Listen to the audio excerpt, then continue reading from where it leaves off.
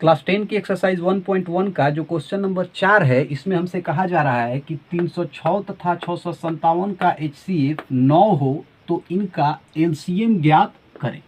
अर्थात यहाँ पे 306 और 657 का हमें HCF दे दिया गया है और यहाँ पे हमें 306 और 657 का LCM ज्ञात करना है। तो क्वेश्चन में जो जो चीज़ें दी गई है उसको पहले हम लोग यहाँ लिख लेंगे। तो हमारे पास दो संख्याएं दी गई हैं, 306 और 657। तो हम लोग यहाँ पहले इसे लिखेंगे। हम लोग लिखेंगे पहली संख्या बराबर, पहली संख्या बराबर, पहली संख्या क्या है हमारी 306, तो हम लोग यहाँ लिखेंगे 306। फिर हम लोग लिखेंगे दूसरी संख्या बराबर, दूसरी संख्या हमारी क्या है 657, तो हम लोग यहाँ लिखेंगे दूसरी संख्या, दूसरी संख्या। तो दूसरी संख्या हमारी क्या है 657, तो हम लोग यहाँ लिख देंगे 657। अब इसके बाद हमारे पास क्या है HCF है, तो हम लोग यहाँ लिखेंगे HCF बराबर, कितना है HCF हमारे पास 9 है, तो हम लोग यहाँ 9 लिख देंगे। अब हमें निकालना क्या है, तो हमें LCM निकालना है, तो हम लोग यहाँ लिख देंगे LCM बराबर वाट। अब देखिए आपने एक फॉर्मूला पढ़ा है, इसके पीछे की वीडियो में ही हम लोगों ने इस फॉर्मूले को देखा था कि जो दो संख्याओं का गुणनफल होता है वो उनके LCM और HCF के गुणनफल के बराबर होता है। तो इसी फॉर्मूला का यूज़ करके हम लोग इस मैथ को सॉल्व करेंगे।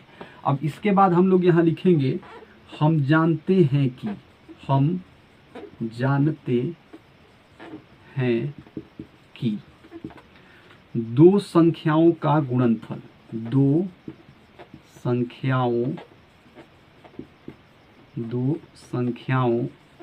का गुणनफल, दो संख्याओं का गुणनफल ये बराबर होता है उन दोनों संख्याओं के LCM और HCF के गुणनफल के। ठीक है, अब इसी पे हम लोगों के पास जो भी डाटा है उसको हम लोग बैठा देंगे। तो सबसे पहले हमारे पास है दो संख्याओं का गुणनफल, मतलब जो भी हमें दो संख्याएं दी गई हैं उनको हमें गुना करना है। तो हमारे पास जो दो संख्याएं हैं वो कौन कौन सी है 306 और 657, तो इन दोनों को हम लोग क्या करेंगे आपस में गुना कर देंगे। तो हम लोग यहाँ लिखेंगे 306 गुना 657। अब इसके बाद है बराबर, तो यहाँ हम लोग बराबर दे देंगे।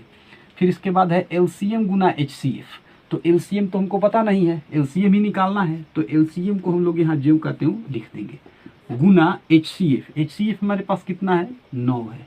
अब हम लोग इसी को यहाँ से सॉल्व कर देंगे। यहाँ से हम लोग क्या करेंगे कि यहाँ से LCM को हम लोग बाहर निकाल देंगे। अब देखिए इसको समझाने के लिए मैं आपको एक सिंपल सा एग्जांपल दे रहा हूँ। जैसे मान लीजिए कि आपको कोई इस तरह से क्वेश्चन दे दिया कि 5 गुना राम बराबर मोहन, और यहाँ से आपसे कोई पूछ रहा है कि यहाँ से राम बराबर क्या होगा, राम बराबर क्या होगा।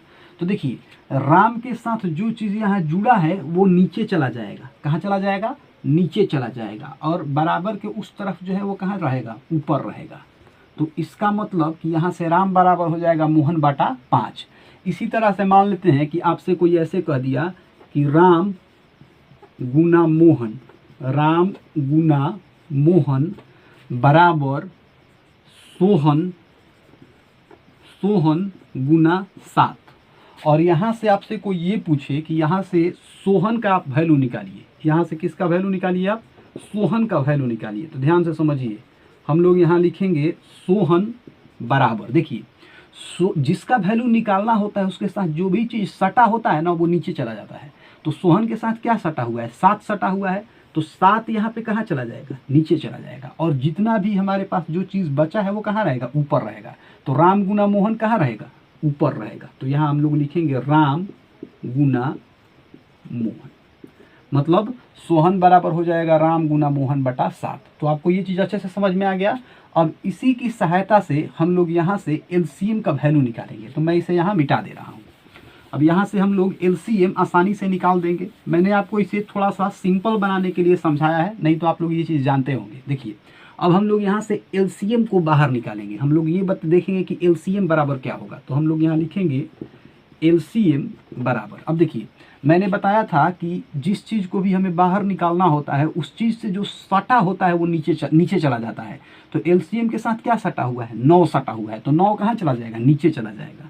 तो हम यहाँ ऐसे लाइन खींच देंगे और 9 को नीचे लिख देंगे, और ऊपर क्या आएगा, जो बचा हुआ है ऊपर आ जाएगा, क्योंकि एलसीएम तो हमारा यहाँ आ ही गया और 9 नीचे चला ही गया, यही ना बचा, तो ये हमारा ऊपर हो जाएगा। तो हम लोग ऊपर लिखेंगे 306 गुना 657, 306 गुना 657। अब हम लोग क्या करेंगे, 9 से 306 को घटाएंगे, तो 9 तिया 27, 3 36, 9 चौका 36, मतलब 9 से 34 बार में 306 कट गया। अब हम लोग 657 में 34 से गुना करा देंगे, तो हम लोग यहाँ लिखेंगे 657 और नीचे लिख देंगे 34। तो 7 चौका 28 की 8 हासिल 2, 5 चौका 20 2 22 की 2 हासिल 2, 6 चौका 24 2 26, फिर 17 का 21 की 1 हासिल 2, 5 3 15 2 17 की 7 हासिल 1, 6 18 1 19।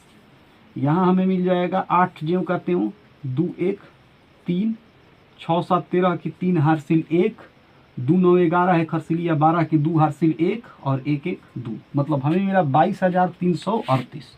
तो हम लोग यहाँ लिख देंगे 22,338 और यही हमारा आंसर हो जाएगा।